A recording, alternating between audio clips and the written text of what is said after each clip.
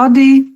Today we are all online due to the thesis dissertations and need for classroom. So that's why.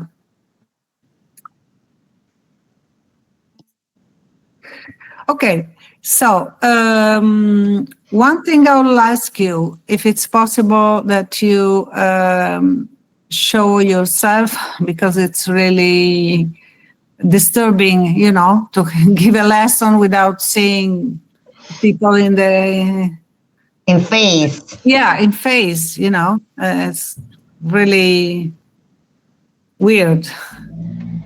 Yeah, so if you are kind, please show yourself. Thanks. Put your face on. Yes, thank you so much. Okay, so a few notes, quick notes. I remind you that next Wednesday we have a visit to Maxi Museum, to the Maxi Museum. Remember that? And so we will meet in front of the entrance at 3:00 as today. So we have already written all the informations on Google Classroom, and this is, let's say, the last reminder. And of course, you are all invited to join the visit, since it could be a very interesting and useful opportunity for you. You can take photos over there, and Francesca Pompei will be with us, so she's gonna help you.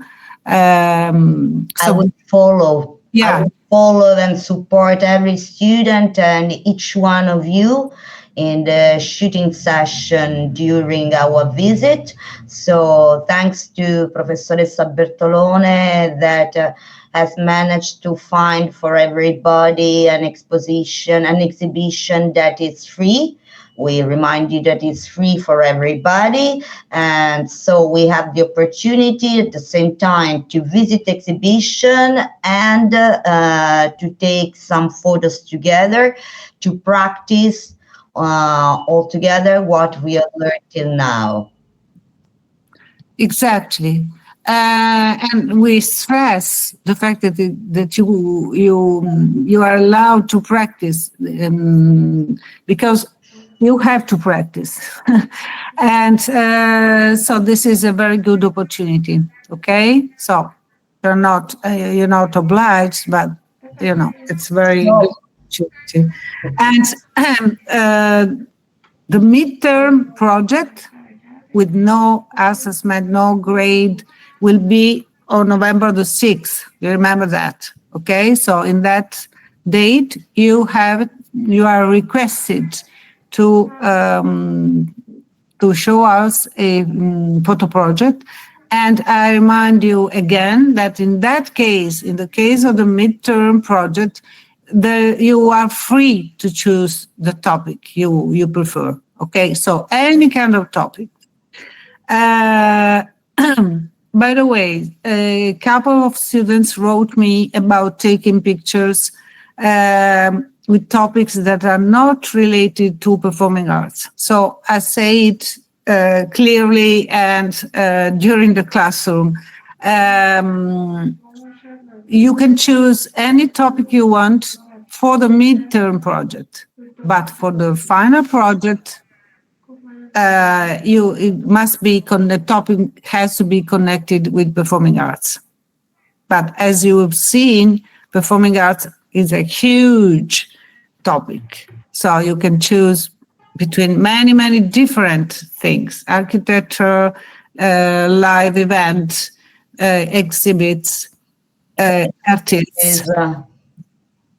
So I think Bruno Creula wrote me. No, you wrote me about the book. Yes. Yeah. Okay. So again, I answer for you, but for everybody. This book is very easy to find on Amazon. you know. I understand maybe it's a political issue, you know, but, you know, you have to make compromises in life. This is my suggestion. So I can't give you the PDF because there are copyrights. They're very simple question. Okay, let's put it like this, Bruno Creola.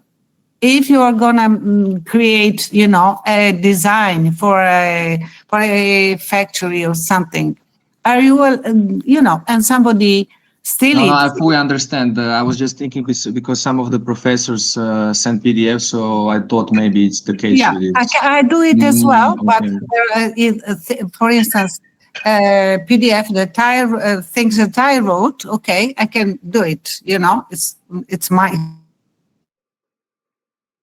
choose for another author. You know, and there's another possibility. If the book is very old, of course, you can make a PDF. Okay.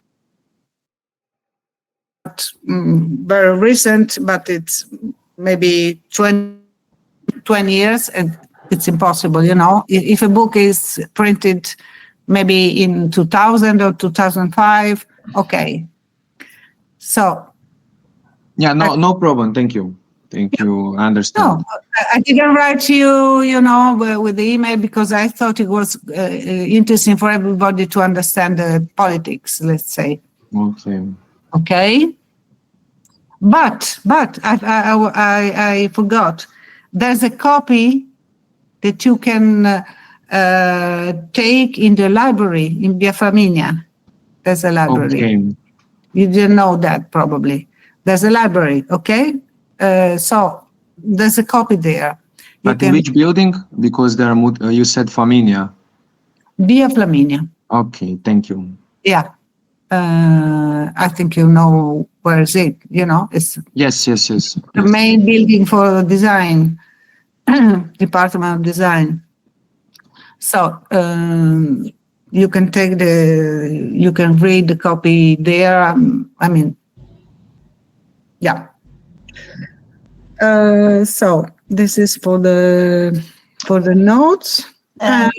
Just one thing, of course, next Wednesday, when we are going to visit the Maxi Museum, you are warmly asked to bring your own camera or your own device, camera device, whatever it is, your mobile, your mirrorless, your DSLR camera. Of course, you have to bring it with you. Yeah. Yeah, thanks. Yeah, absolutely. You have questions about that? About the visit or?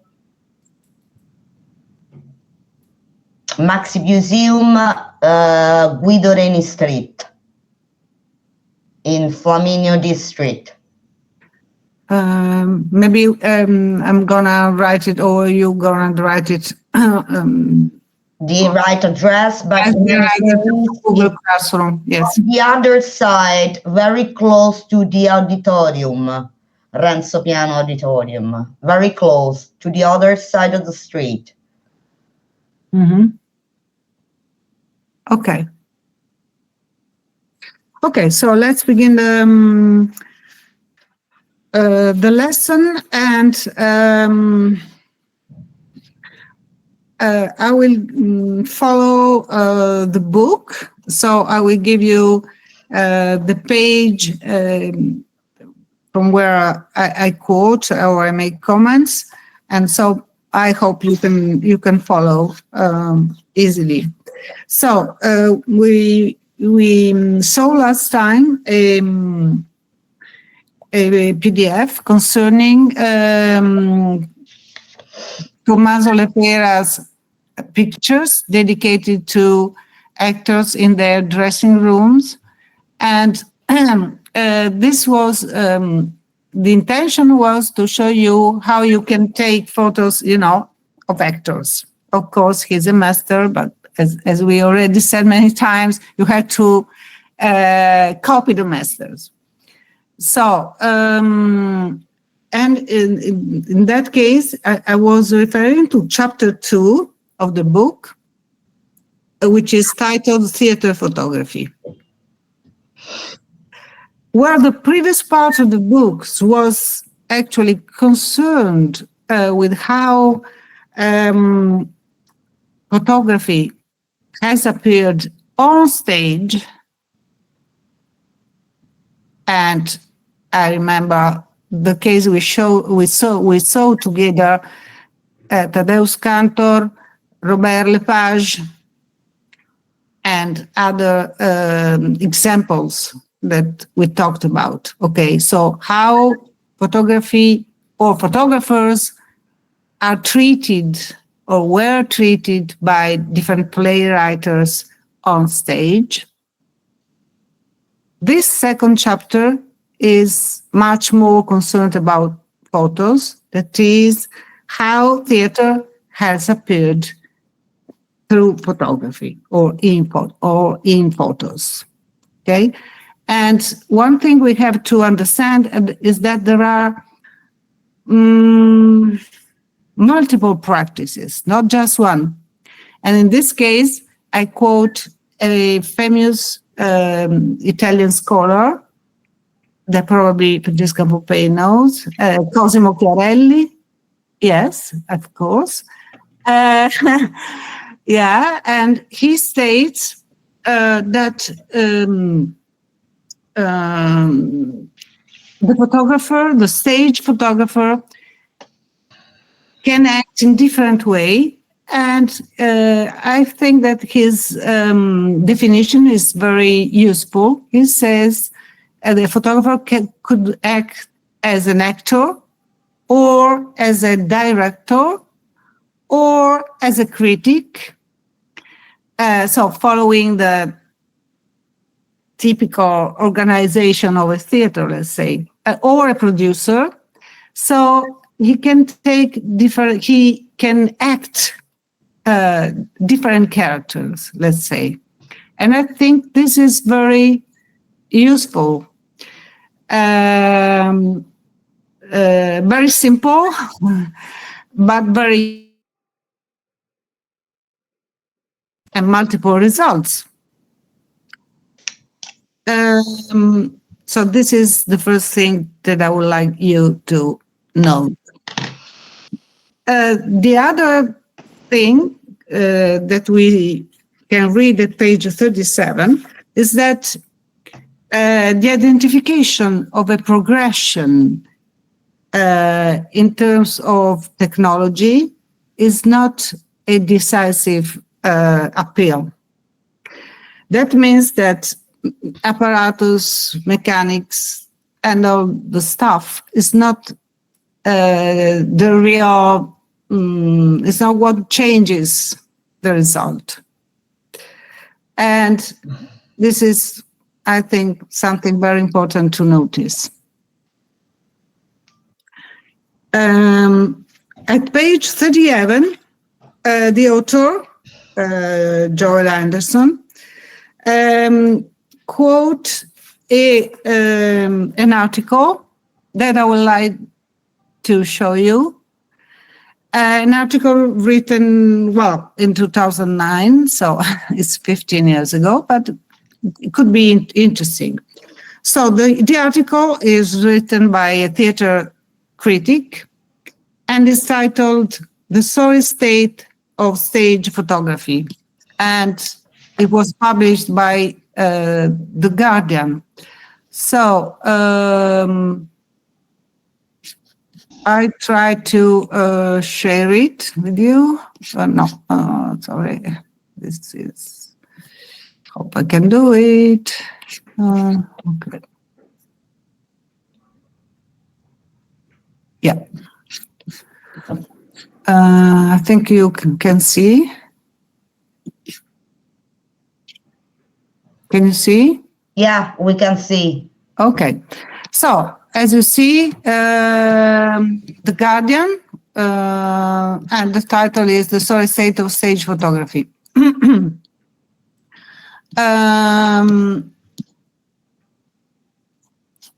And this this is the main question.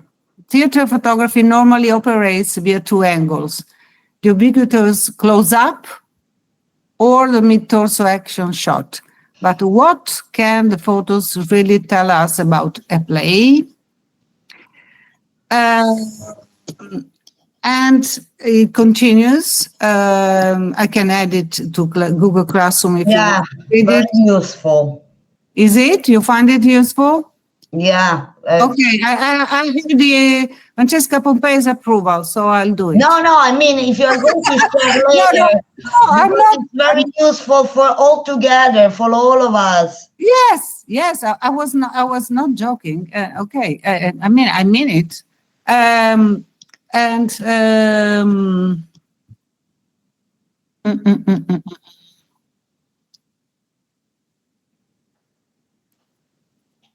Let me see. Okay. Okay, I read it from here. Here, the single headshot or its move animated group equivalent rule. Now, there's nothing wrong with these photos per se.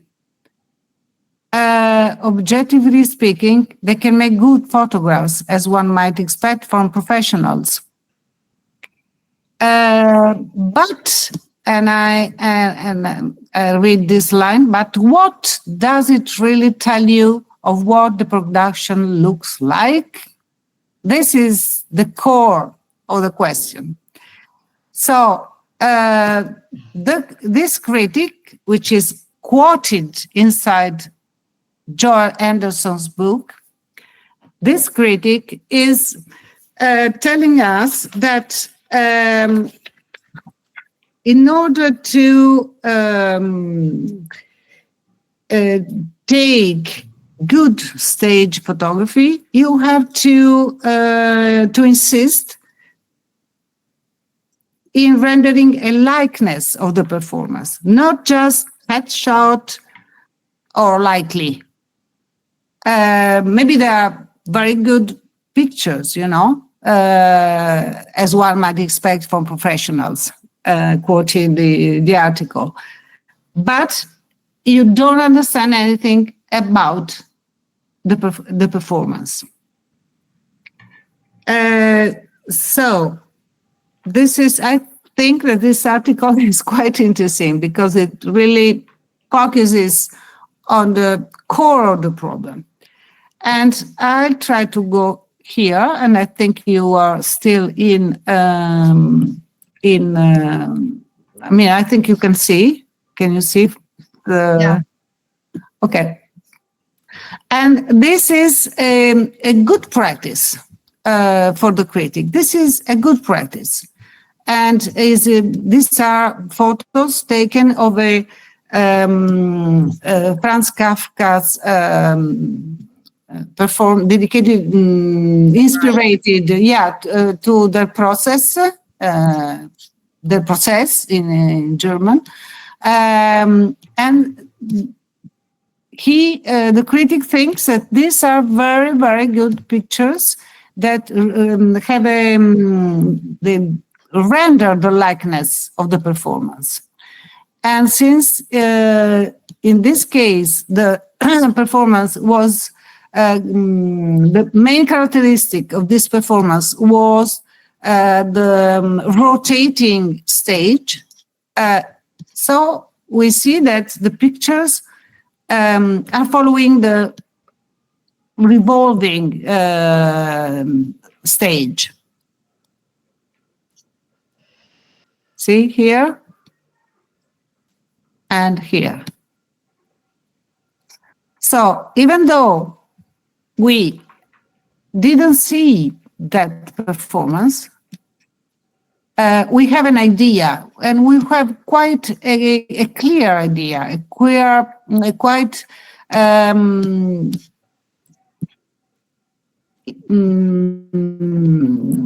close idea of the performance. And so this could be considered a good practice, because we need to have good practice, inspired practices. And this is one, okay? So that's why I wanted to share it with you.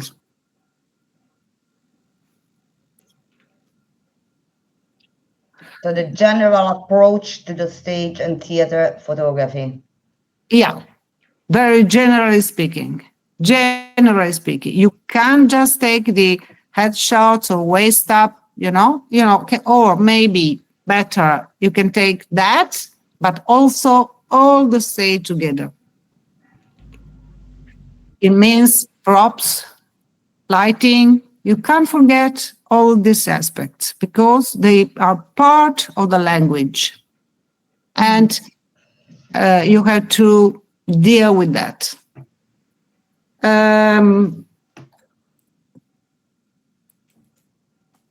I think that there's a sentence at page 39 of the book that I think it's really important. I would like you to note it. It's useful to note a tension between the construction of an emblematic image and the accurate rendering of an event.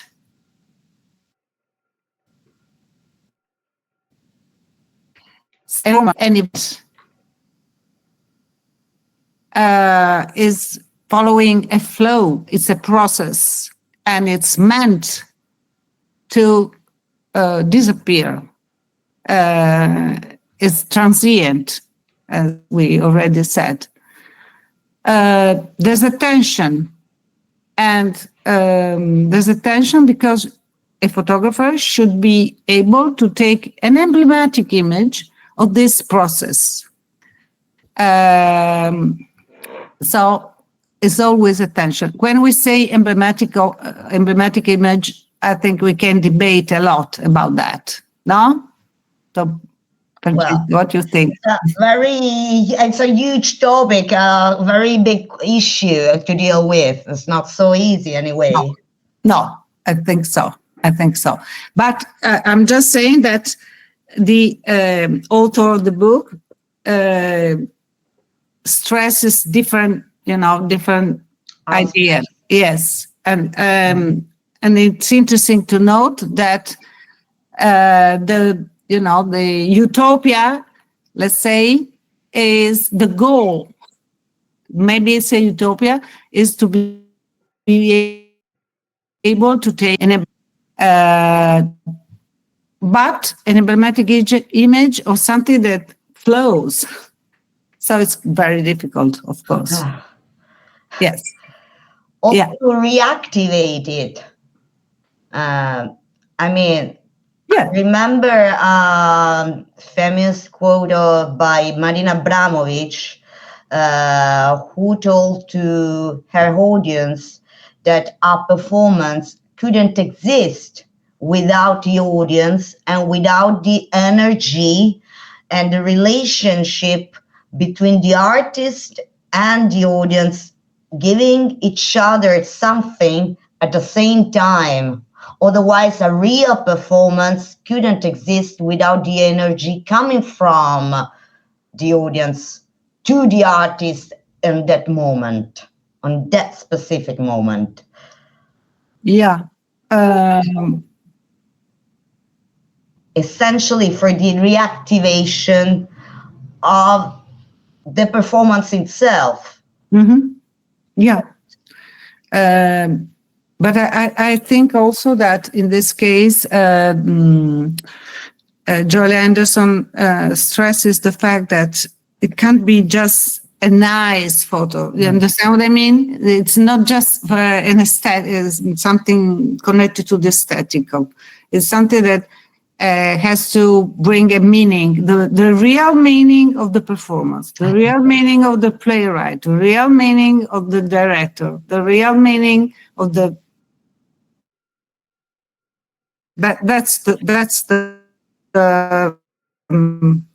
I think the core of the problem. We are not solving the problem here. We are just it's a debate.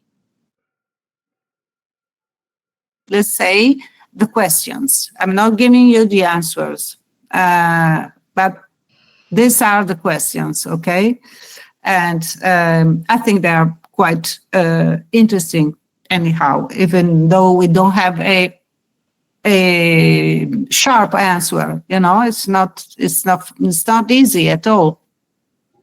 But when we say emblematic image, I think we also want to. The meaning is also that we can create an image that is able to condense, to zip, if I can say the meaning. There are certainly. I remember, for instance, Lepera saying that, of course, there are a few moments in any performance that are the main moments when something happens. And that's the moment. That's the moment. So if you are a good photographer, so it's like somehow it's like it's more like a sport photographer somehow.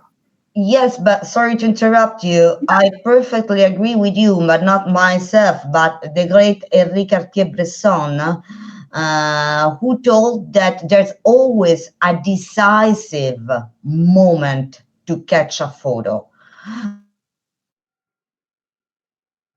Also for a long time to be able to catch the decisive moment of the scene that you are seeing in that moment. Mm-hmm. So yeah, but I think that in the case of stage photography, if maybe it's even more difficult because it's not live. It's not, yeah, it's something. It's a masterpiece. It's a piece of art, or at least it's conceived to be a masterpiece. So it's even more harder if you want. I think. Maybe, I don't know. Anyhow, at page 39, you find this sentence. Okay, so I think you can follow quite easily.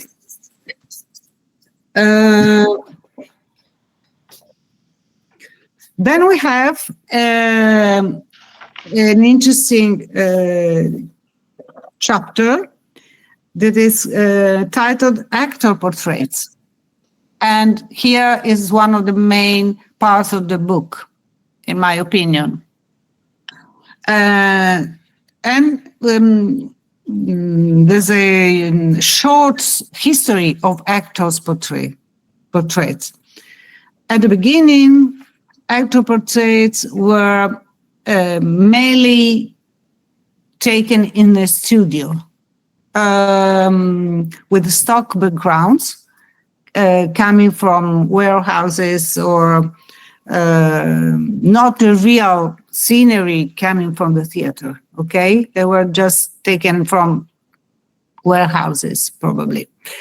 And so actor portraiture was something not really connected with the actual performances in theater. This is something that you have to note, okay? It was something recreated in a studio. Why? Simply because it was impossible to take photos on the stage because of lighting, because cameras were very heavy, not easy portable. And because also because of the speed of the film that didn't allow the photographer to take pictures with long exposure, like the dark conditions of the theater ask, technically speaking. So it was impossible due also to technical limits of the camera system of the time. Exactly. So this is the beginning, okay? And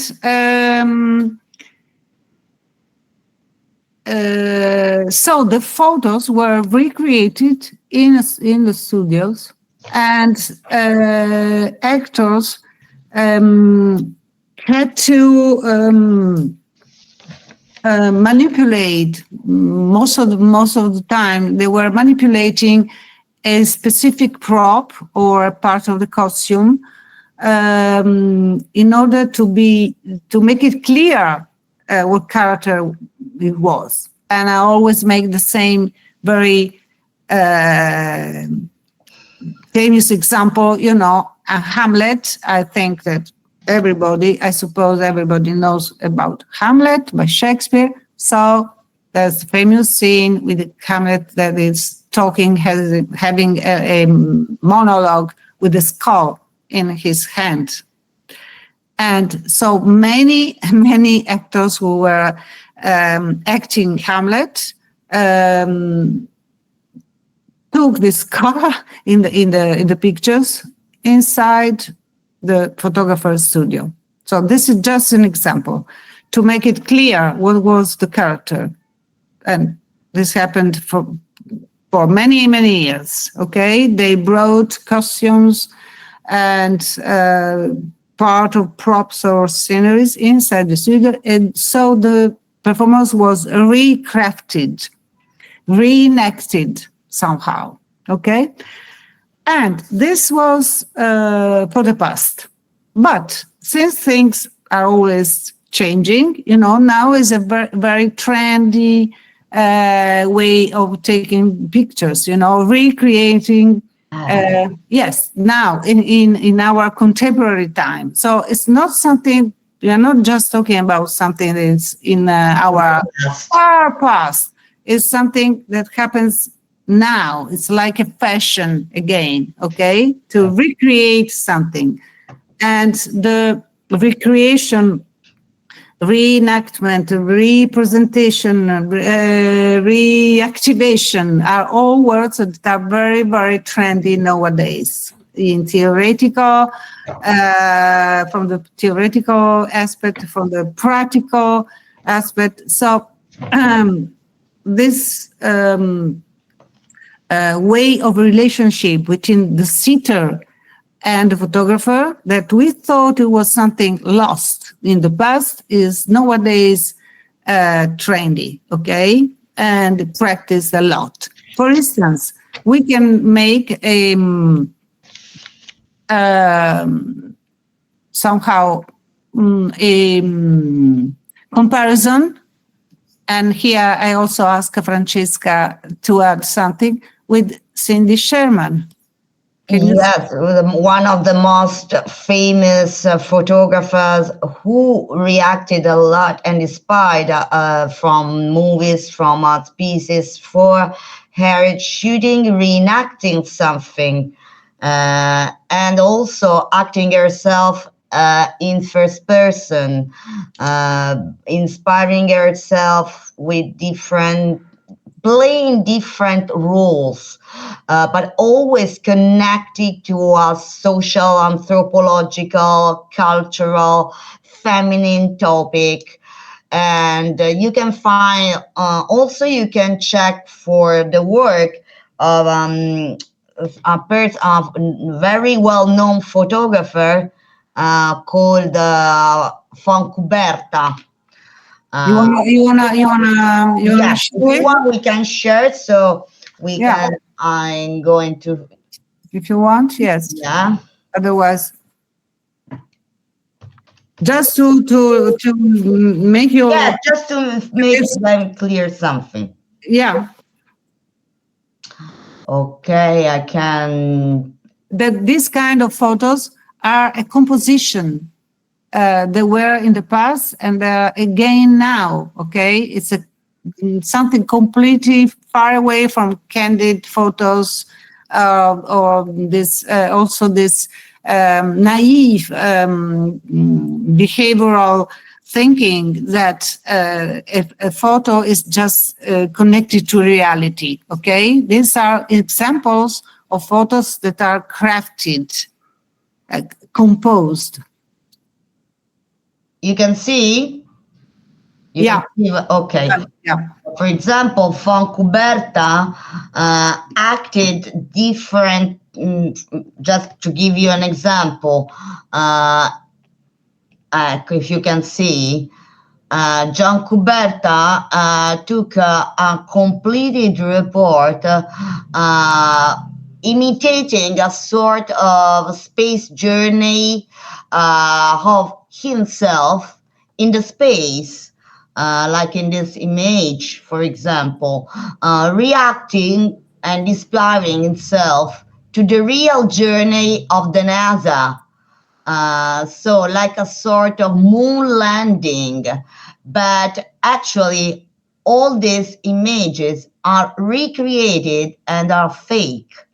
Also, if you can see this image of Fontcuberta in front of a sort of yes, a dispositive of NASA system, waving to the people, but completely fake.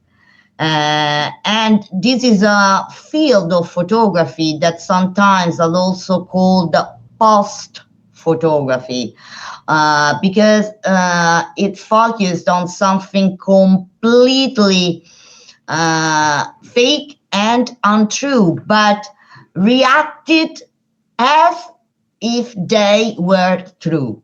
So, and at the same time, you can also see the work of Richard Schumann. I don't know if the spelling is right. Maybe I'm going to check it because probably the chat.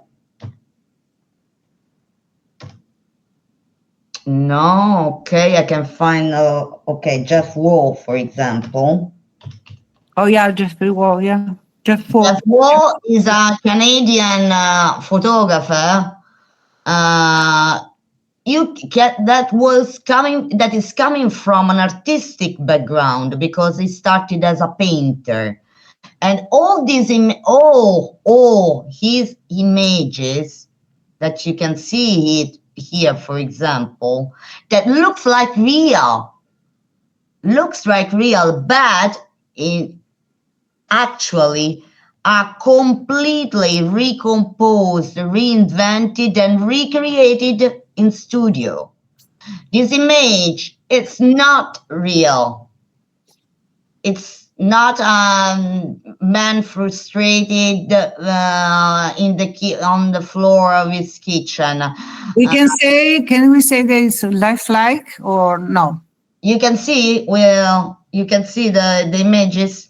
Yeah, I'm saying, can we say that it's lifelike, verosimile? Yeah, completely lifelike, but with aiming to recreate something that in the real life can or could be.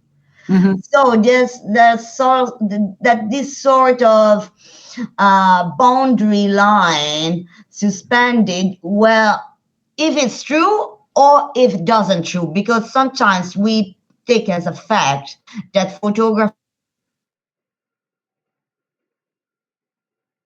that it's real, but sometimes can recreate something and can be used in a completely allegorical or metaphorical way, like a tool to investigate something of the reality that affected the reality. So he has dedicated and devoted all his work to recreate something that could be in the reality, but at the same time reproduced as if they're real, like a street photographer, but even if these facts never happen. Yeah. Like a sort of performance, or moreover, the very famous, but they are more related to what you were speaking and talking about, the intangible and the ephemeral, the 1 minute sculpture of Irving Wurm, that is a contemporary Dutch artist. Irving Wurm 1 minute sculpture that are completely ephemeral. You can see in his practice, Irving Wurm Irving Wurm stop people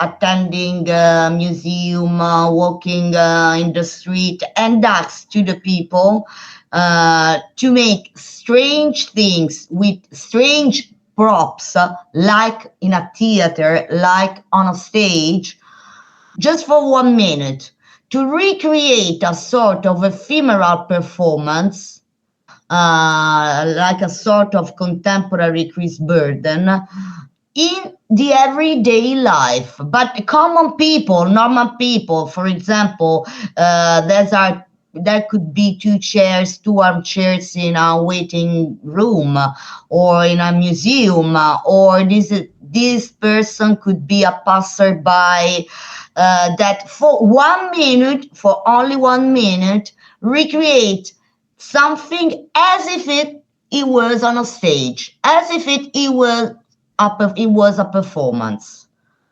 So, because sometimes we are get accustomed to the idea that a photo must be something compulsory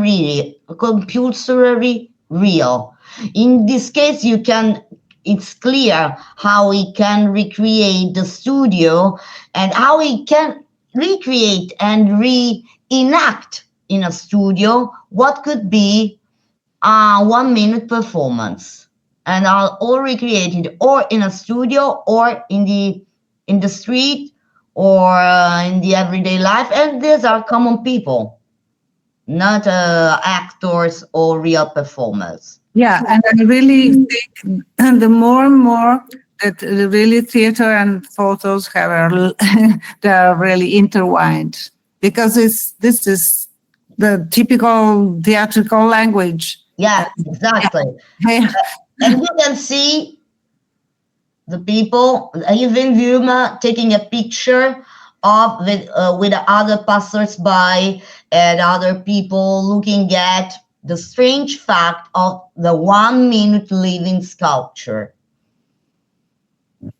Just to give an idea of how can be different approaches to photography and to theater, everyday photography. Yeah.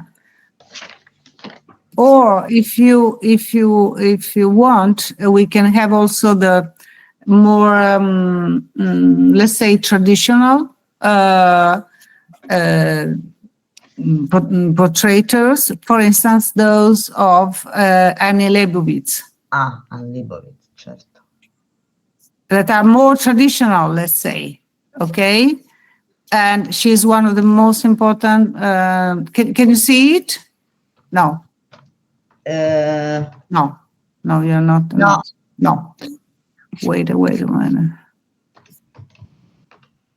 I found also. Mm-hmm.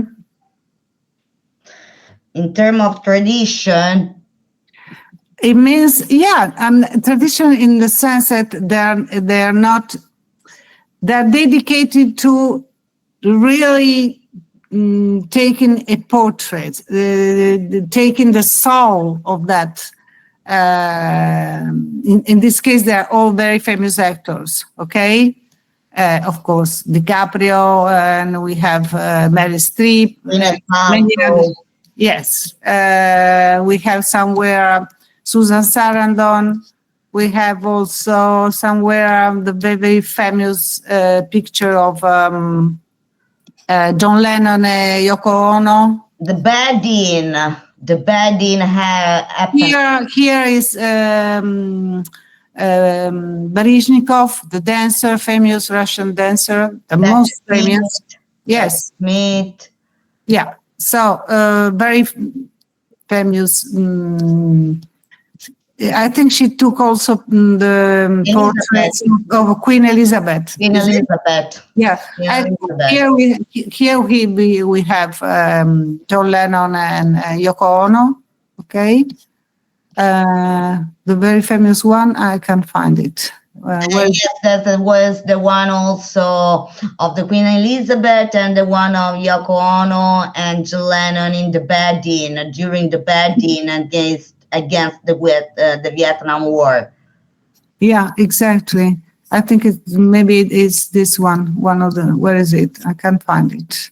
But also in No, terms and in this case, in this case, let's say it's more, I mean, it's not crafted in the sense of Cindy Sherman or Jeff Wall, no? yeah, it's Yeah. more traditional in composition and visually speaking. Yeah, yeah. But at the same time, I think she's loved by, actors or important people, politicians, or Can I share something else that connected to this topic? yeah, sure. I just wanted to show the fact that this Because is I found a kind of portraitor that is time that was born, it was born at the middle of the 19th century and is still alive. It's something still alive. also, this was Richard Schumann. Sorry for the pronunciation, Richard Schumann, I think. He's still alive, and he recreated a lot of portraits in studios, inspiring himself to the Hopper paintings. The paintings, American yeah, painting. the American. You can see the kind of light, the location, the mood board, the palette, the chromatic palette are very devoted and inspired by the Hopper paintings. You can see the sort of light, the surreal, especially this. This is a sort of copy of the famous Hopper paint with her wife looking at the window, and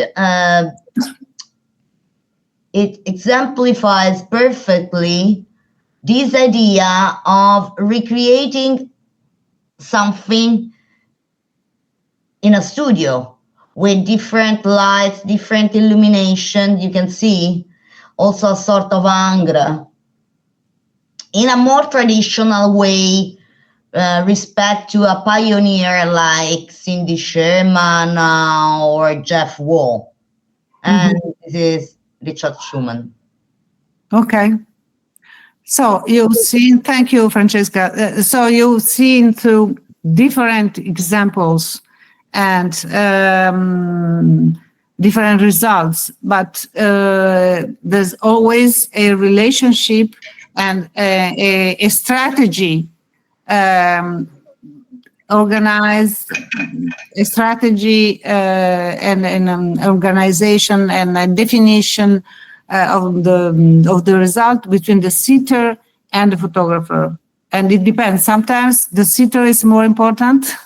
Sometimes the photographer is more important. That's, there's a tension, always a tension between the two. Okay. Sometimes one wins, sometimes the other wins, sometimes it's more balanced, different relationship, different strategies, and different layouts.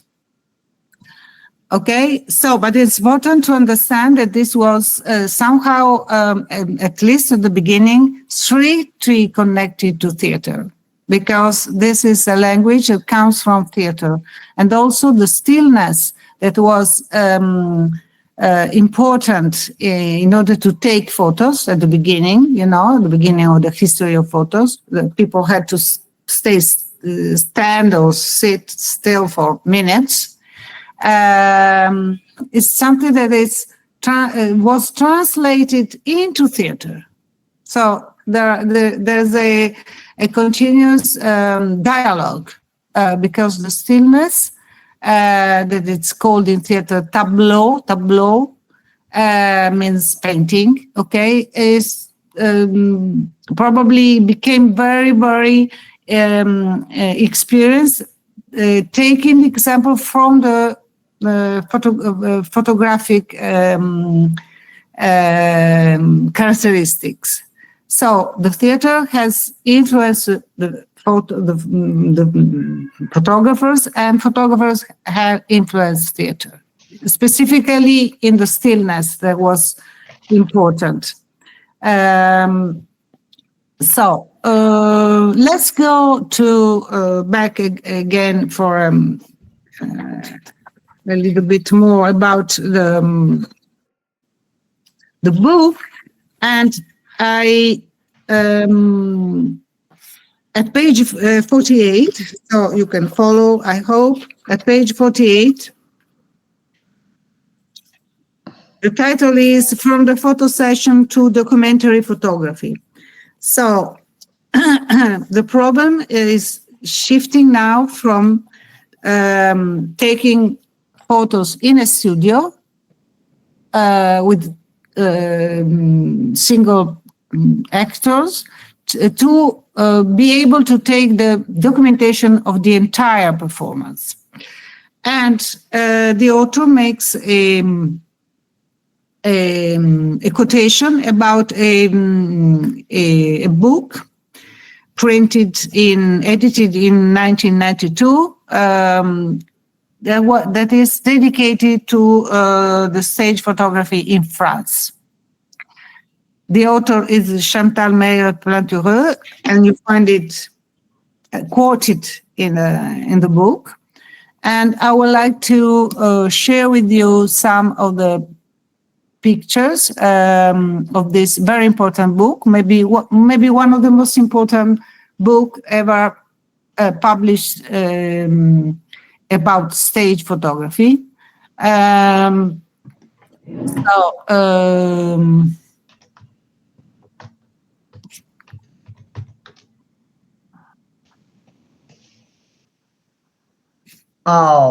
That's fine. I found it. Can you see? Yeah. Okay. I'll go quickly. You are sharing your PDF. Yeah. Yeah. Okay. So this is the book. I will add this PDF on Google Classroom so you can look at it with if you want. So it's dedicated. I tried just to read a little bit of the slides. So it's a history of the theater photography in France, as I said.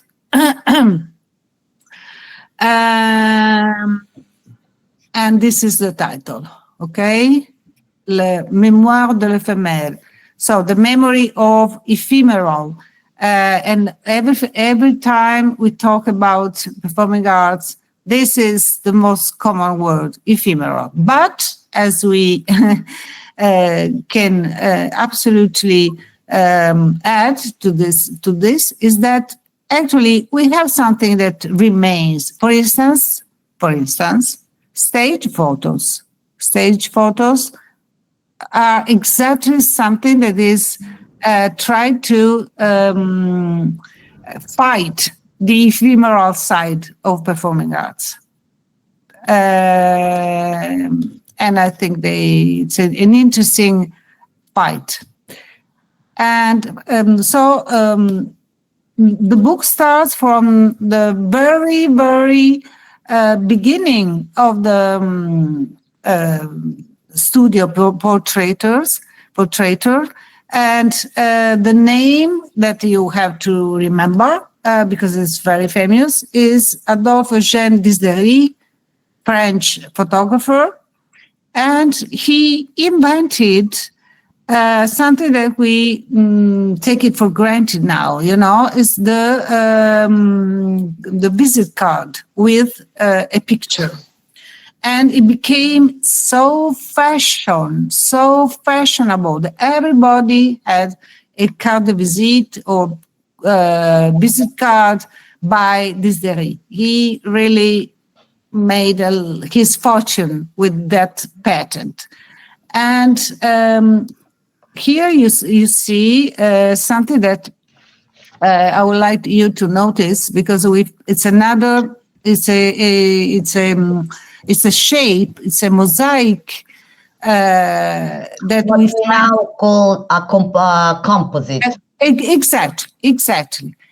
Exactly. And he did this, where was it? In the middle of the 19th century. Okay. 1862, this composition.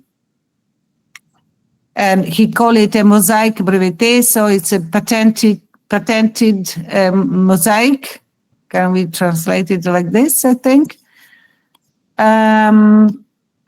Okay, here we have some examples of this visit card. And we have on the left, you see a famous photographer that was shooted by Desideri, that is Félix Nadar, in a balloon basket. And here we have the Italian famous composer Giuseppe Verdi. So he took pictures. It's like Annie Leibovitz that took pictures about Leonardo DiCaprio or John Lennon, Yoko Ono, or Queen Elizabeth. Okay, the similar were Desideri and also Nadar, as we will see. And also Sarah Bernard. Yeah, now we have Sarah Bernard. Okay, and Félix Nadar, who invented also the aerial photographs in the balloon basket, and he created this that was called the Pantheon Nadar because he made photo of everybody. I mean, everybody, important people, politicians, kings. And here I just took two examples: Japanese samurai in the Parisian embassy, and the King of Persia on your right. But of course, Félix Nadar took photos of very, very, very famous celebrated artists like Sarah Bernard. Here on the left we have a portrait, and here a portrait acting a character, exactly Lady Macbeth. And here again we have Sarah Bernard, but the photographer is not Nadar, is Etienne Carrière. And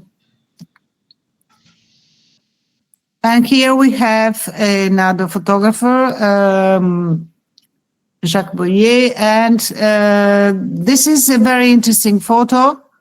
I'll make you notice this, because normally, as we see, actors' photos were in studio, as we already said. And in this case, is one of the first stage photo that we know. And it was 1898. Okay, it was a play by the Italian playwright Gabriele D'Annunzio. So from this moment on, the more and more we see photos of the entire stage. That was simply impossible before, simply impossible. So what happens after 45? After 45, something changed. That is the first one who really changed the way of taking photos was the French photographer Roger Pic. It was a nickname. And he was really a pioneer. He took photos not in stillness with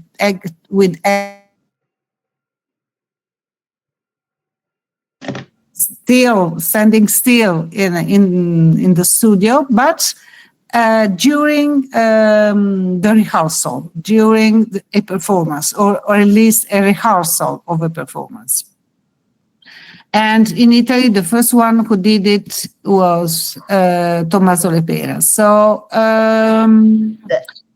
sorry to interrupt you, Professor, but that was possible, technically speaking, because I can see names as Ito Josué, Martin Frank, Agnès Varda. Yeah. And technically speaking, that was possible because after the Second World War, was patented by Leica, the first portable camera, the first 35 millimeter camera created, patented by Leica. And so the system, the equipment that a photographer was obliged to bring to take a report was extremely easier because respect to the heavy, giant, whole folded camera, big camera, after the Second World War, became common to use small portable 35 millimeters camera.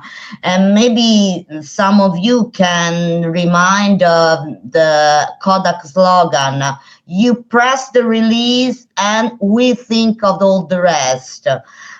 Because that was possible, technically speaking, thanks to the invention of, by Leica, Oscar Barnack, the 35 millimeter camera, and at the same time by the invention of the rolling film with 24 or 36 photos in the roll film that you can charge inside that small compact body system.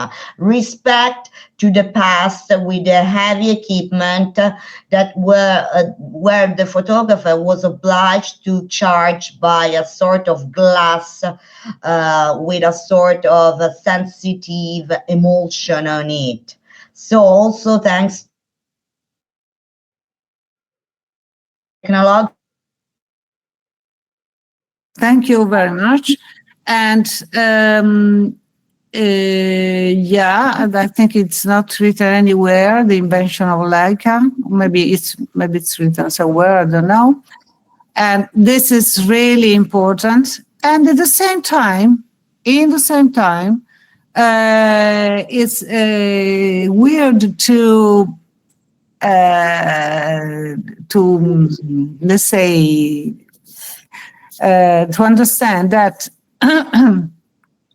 even though the invention of the Leica and all the techniques evolution, still there were many photographers and many actors who preferred to take photos in the old way, meaning in the studio. That's what I mean when I say that not always the techniques change in a revolutionary way. Sometimes it takes time. And for instance, the fact of taking photos, stopping the actors while acting on stage during rehearsals is something that were connected to the ancient way of taking photos of actors. Actors stopped, they took a gesture, a specific gesture, they posed. Okay, so, and this is something that was, even though there was the new invention of Leica and other evolution of the techniques. This is what I mean. On one way, we have those who are pioneers, like Roger Pico, or in Italy, Tommaso Lepera. But in certain cases, in many cases, things don't change suddenly. It takes a time. And actors that are normally very, very conservative preferred to take photos in the old way. So stopping while acting or in posed photo inside the studio. But, you know, pioneers are always very interesting, more interesting than the others, of course. Okay, this is, for instance, to show you that there is a body language that is something very conservative. and I think this is a very interesting issue. For instance, here we have a photo taken in 1951. It was a very, very famous French actor, maybe the most famous, Gérard Philippe. And here on the right, we have a studio taken, always in France, in 1987. So you see, it's almost 40 years, but the posture is the same. The gesture is the same, because the body language is very conservative. Normally, it's very conservative. And so if you see, this is something, I think, noticeable. And yeah. Sorry to interrupt you, but it's very well connected, because just 2 days ago at my agency, me and all the rest of my colleagues had followed a workshop run by a psychologist on how to approach the gestures and the postures of the body during a portrait session. Yeah. So it was specific on the body language and the relationship that you can create during a portrait session between the photographer and the subject of the report. And it was run by a psychologist that explained us how you can make comfortable, or how can you stress some gestures or some body language like the hands for a better relationship, and so better results in the portrait session. Yeah, but next time, instead of asking a psychologist to, but it was I think it was interesting. Yeah, but I think it's it's much easier if you ask to a good actor. But he generally works with actors. That's why. Because he generally works with actors. That's why. Cinema actors. Okay, that's why. Because actors, it's the act is through the body. So they are the master. They are the master. Exactly. It actually was a photography lab at the Festival of the Cinema at the auditorium. So it's related to the actors and the living performances. Oh, how interesting. You'll tell me later. Yeah. So here is something that is summing up, let's say, some of the things we said till now. Sorry. That is, the theater photos put an end to the traditional way of representing actors, through drawings, engravings, etc. And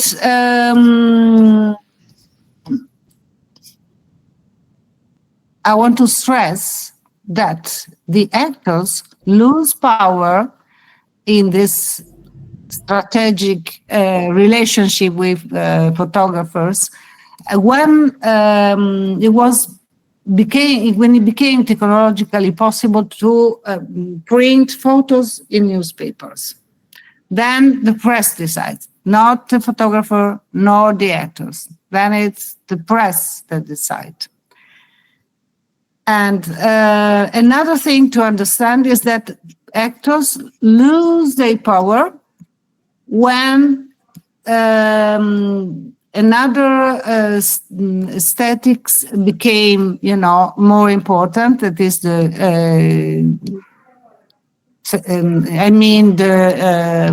directorship. And in that case, photographers deal more with directors, and still now is the same, than with actors. They normally talk to directors. So here we have other examples of photo. For instance, in this case, you see let's say a photo that is a crafted photo. Since those three characters, forget about the name or the title of the play and all the other stuff. But the important thing to notice is that those three characters are never actually together during that play. They are shooted in this picture in order to create the advertisement for the play, for the performance. Is it clear? So this is a clear example of how they just, were manipulating. A fictional. Yeah, and they didn't have the contemporary zeal for documentation. Because the zeal for documentation, the obsession for documentation, which is it's a contemporary need. It was absolutely something that didn't belong to the past. I don't know if it's clear. Here you have other example of that. And here we start to enter in another era. We are in the 70s.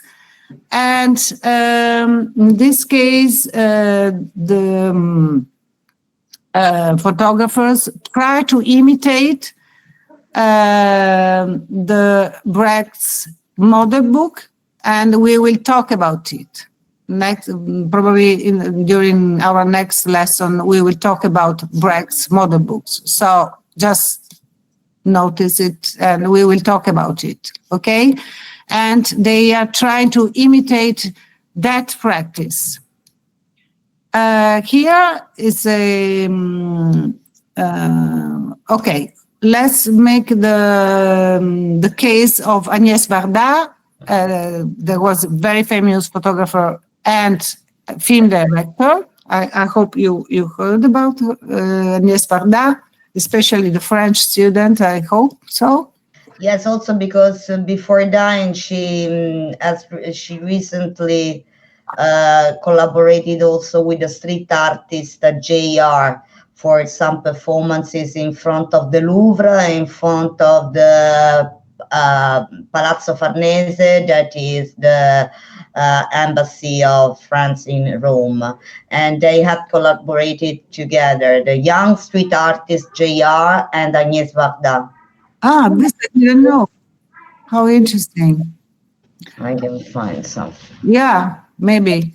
And in this case, I want you to notice that it's a kind of intertwining language. Somehow the actor, who is again Gérard Philippe, as I said, the most well-known French actor of the time, and he's portrayed like in a studio. He's alone, but at the same time, we are not in a studio. We are there's a natural context behind him, on his back.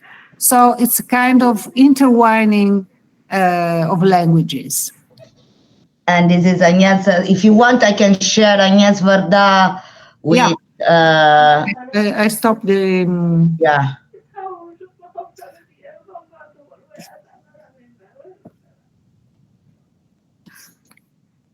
And this is Agnès Varda and JR together because they have collaborated to make some performances and street.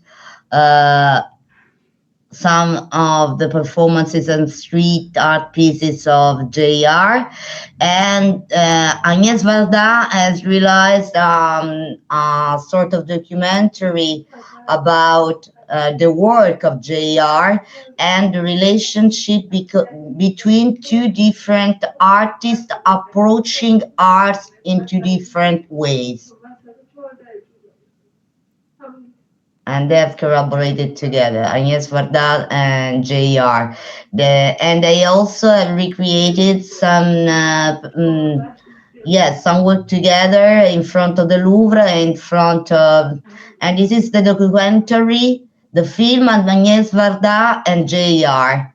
That it was released in 2016, and it could be interesting for some of you, because I think that also the streaming on YouTube, and it describes exactly what Professoressa Bertolone is speaking about, the performance and the different approaches to the performance art.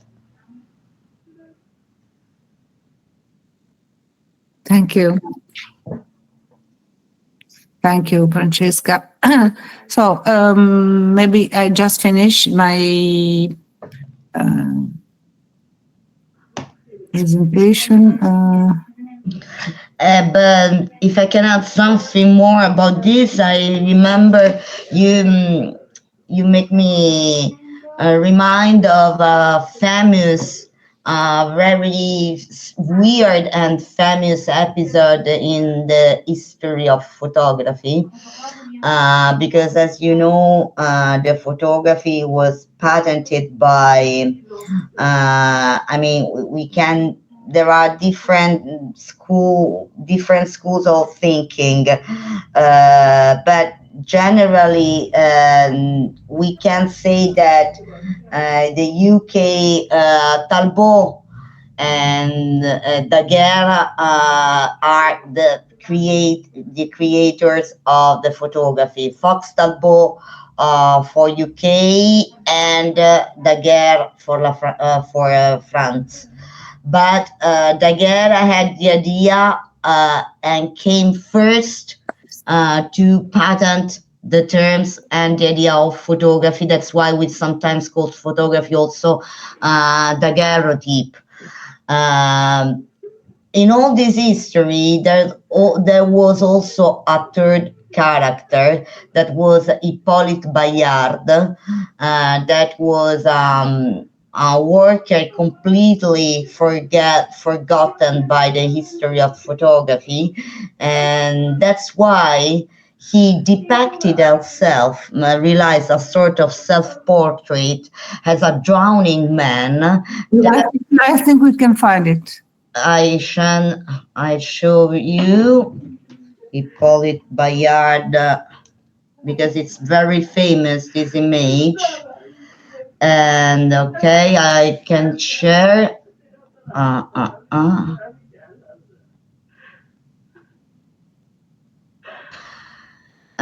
Since he was fought by Talbot and Daguerre in the experimentation of photography, he depicted itself, metaphorically speaking, in a sort of self-portrait, like a drowning man, whereas he was alive, but to give a shape to the idea that he lost his challenge between with Daguerre and Talbot in the invention of photography.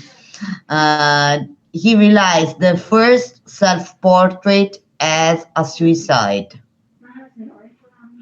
That it was basically impossible, because if he was dead, he couldn't represent and detect itself. And it also published the image of himself, like a drowning man, with a note that you can see in 1840, where was released the news of his death. And that to stress the fact that he was among the inventors and the creators of photography, but it was completely forgotten by the press of his time and by the magazines, by the authors, and by the intellectual elites of his time.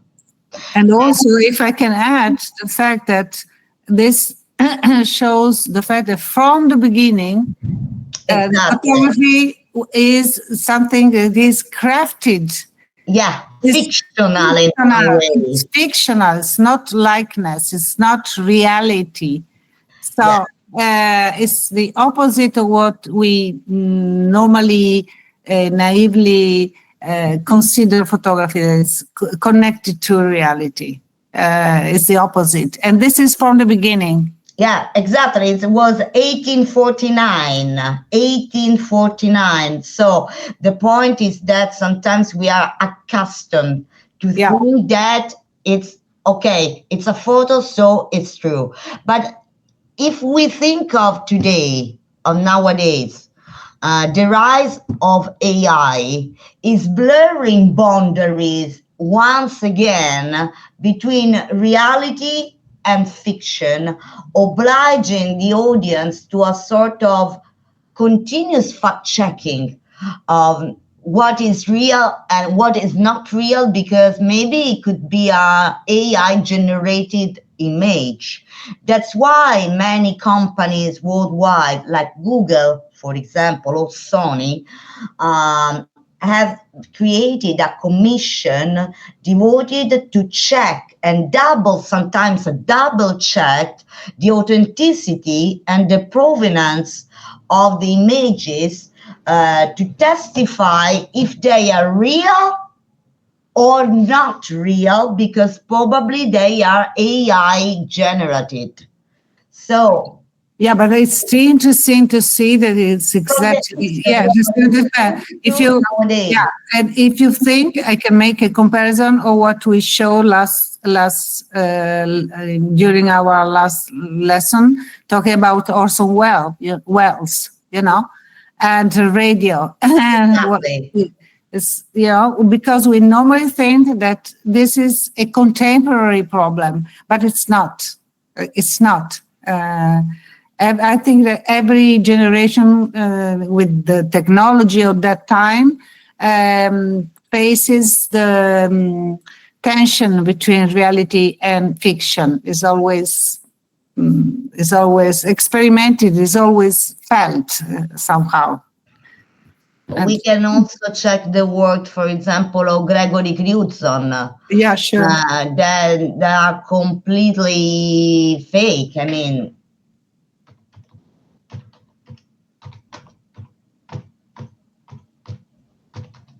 and fake means theatrical.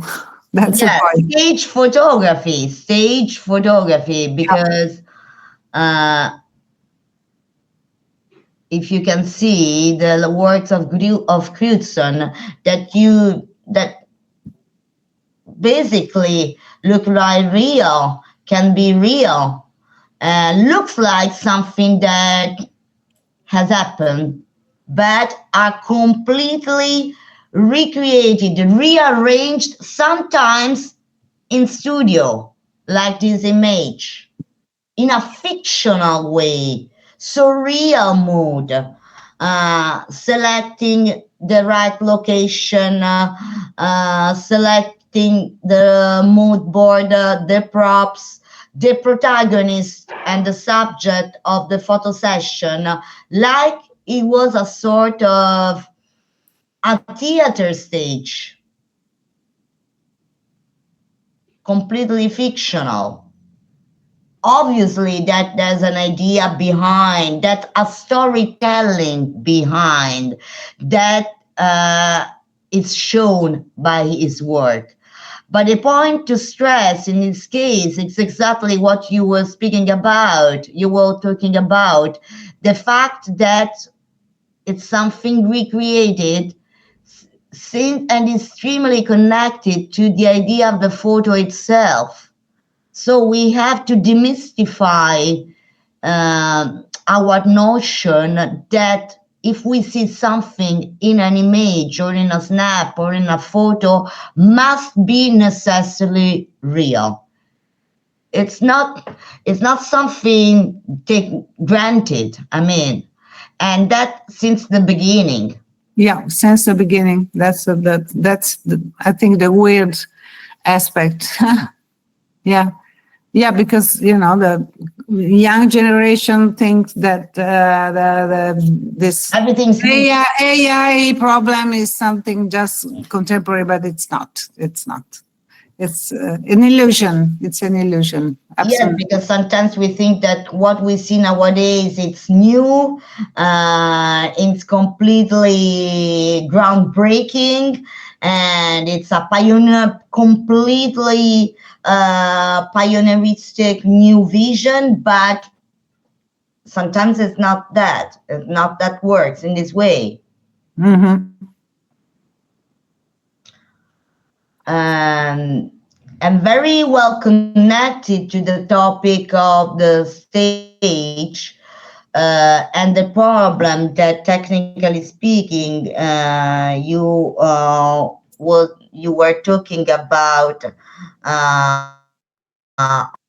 on the stage of and length of the photo session and the photo shooting was probably connected also to the point that we are going to face today, technically speaking.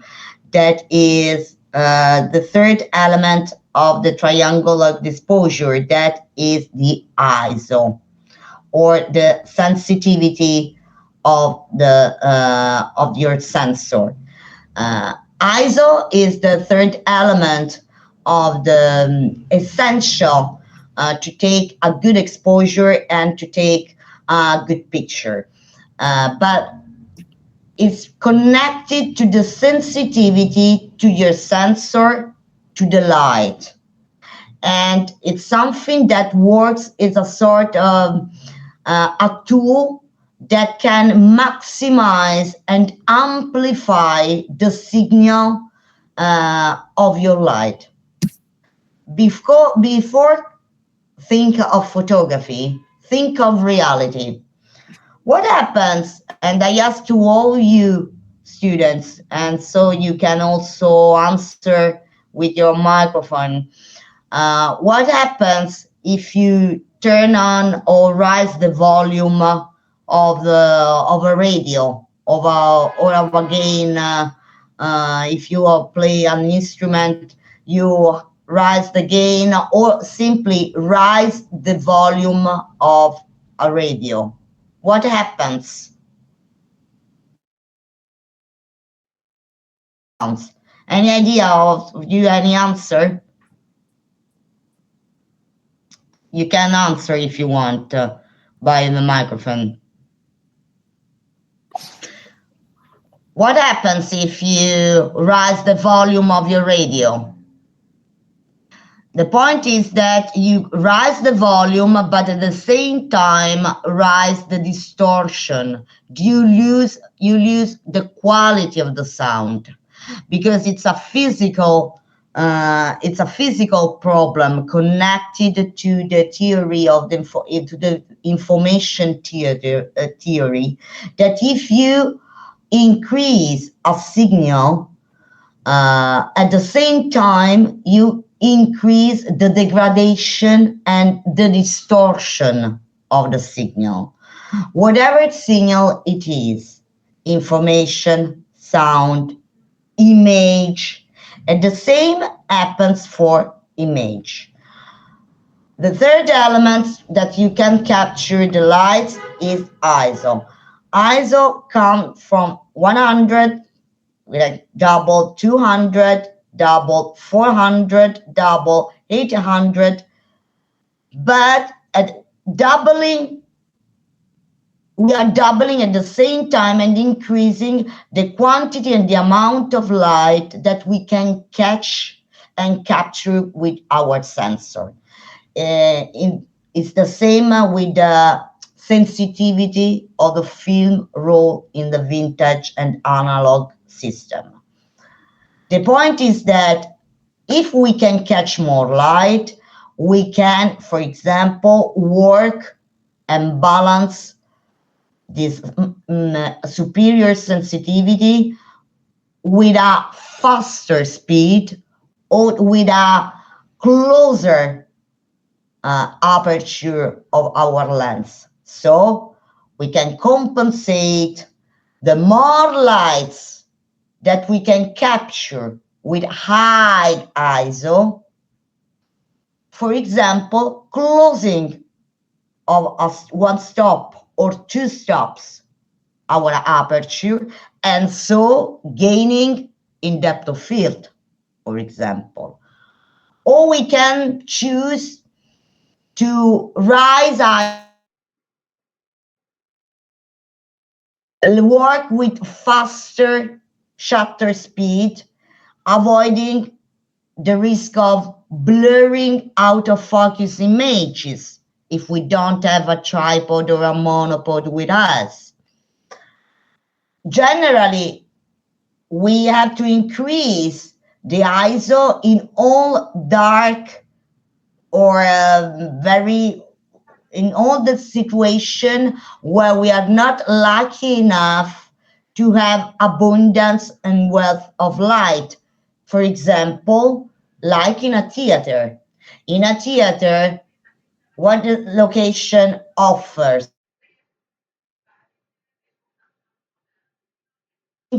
a lack of light because we have some spotlight on the stage, on the actors, but theater photographer, generally speaking, is obliged to work in a dark situation, the situation of the theater. So if I can't rise the aperture beyond a certain limits, that is the limit of our maximum aperture of the lens. If I can work with slower time shutter because I'm not allowed to bring with me a tripod or a monopod. Imagine, for example, a theater photographer which has to move beyond the characters, which has to move around the stage. And it's heavy and not comfortable at all to move with a tripod in every step he made. So if I can rise the height speed, because I'm obliged to work at low shutter speed due to the dark condition. If I can open more than the maximum of aperture allowed by my lens, in what can I rely? In an increase of ISO. 100, 200, the double of 200 is 400. The double of 400 is 800, and so on. But since the last lesson, we have learned that every element and everything in photography has a side effect. And the side effect of increasing the ISO is an increasing of noise. What that in the past we called analog noise, and that today called digital noise. I would like to show some example so that it could be clearer.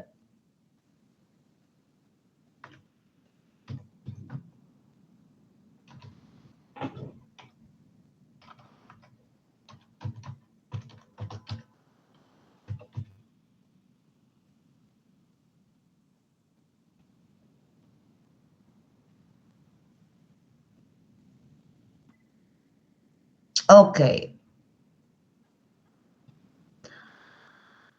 You can see the effect of a clean, sharp image respect to an image where you have this noise. This is a digital noise, but the same you can also in analog movie, and it's a sort of blurring, loss of sharpening, of clearness that takes shapes in some pixel that you can clearly see in an image.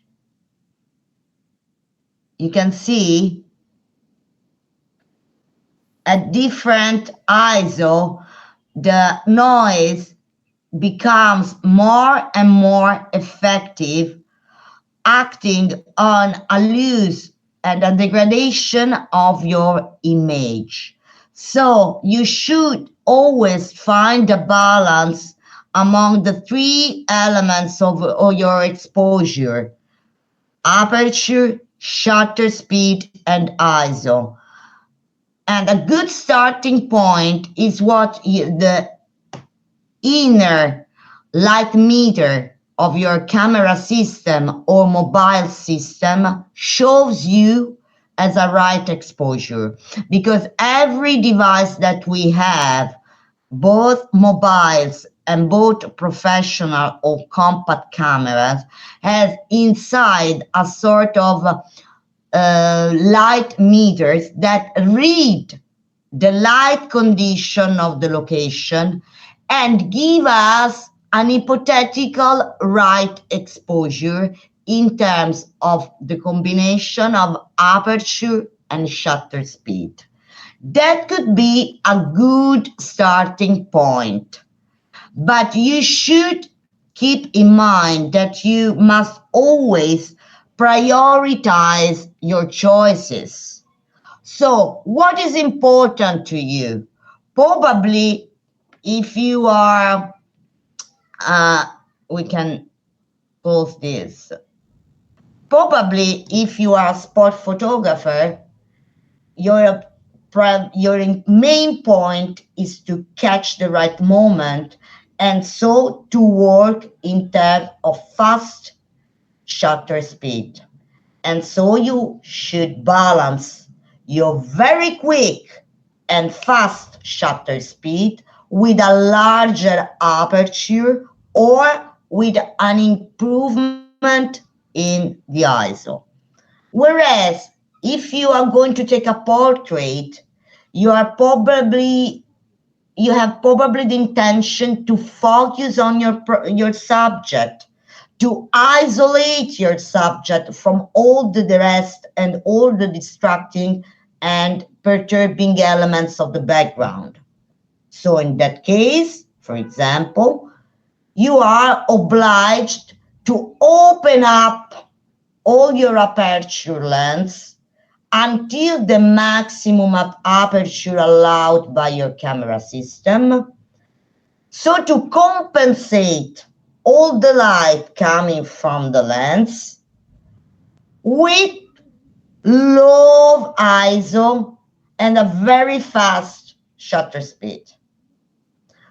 Whereas if you can't act neither on your aperture nor on your shutter speed, the third element on which you can rely and that you can act to take a good exposure is the ISO. ISO is a term that signifies International Standard Organization and is a worldwide system that is common in every devices and every equipment you may have. And that said, I would like to show you a PDF that I hope that make you clear.